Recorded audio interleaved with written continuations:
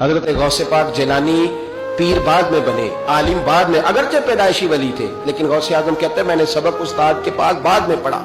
پہلے دن جب گھر سے نکلا، ابا جی میرے وصال کر گئے تھے، کہتے ہیں میری ماں نے سید زادی نے مجھے گود میں لیا اور میرا ماتھا چوم کے کہنے لگی عبدالقادر ایک وعدہ میرے ساتھ کر، زندگی میں تیری زبان سے جھوٹ نہیں نکلنا چاہیے۔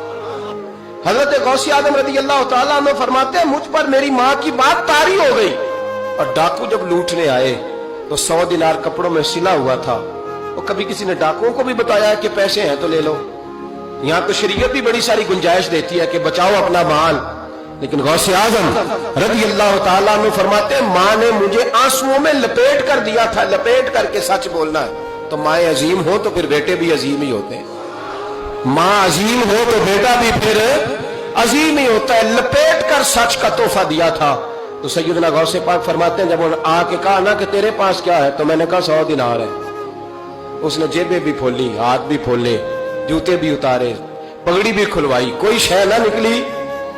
تو کہتے ہیں وہ سردار کے پاس لے گیا، کہنے لگا سردار یہ عجیب بچہ ہے، کہتا ہے 100 دینار ہے، سارا ڈھونڈ لیا ملے نہیں، تو یہ جھوٹ بول رہا ہے۔ تو کہتے ہیں جب اس نے کہا نا جھوٹ بول رہا ہے، تو حضرت غوث اعظم کہتے ہیں مجھے جلال آیا، غصہ، میں نے کہا خبردار یہ بات نہ میرے ساتھ آج کے بعد کرنا، میں جھوٹ نہیں بولتا، یہ میرے قریب نہیں آ سکتا، خبردار۔ یہاں بچوں کو غصہ تب آتا ہے جب مرضی کا برگر نہ ملے، غوث اعظم کو غصہ کب آیا؟ خبردار سارا کچھ کر، آج کے بعد یہ لفظ نہ کہنا میں جھوٹ بولتا ہوں، عبدالقادر جھوٹ نہیں بول سکتا، ہو ہی نہیں سکتا۔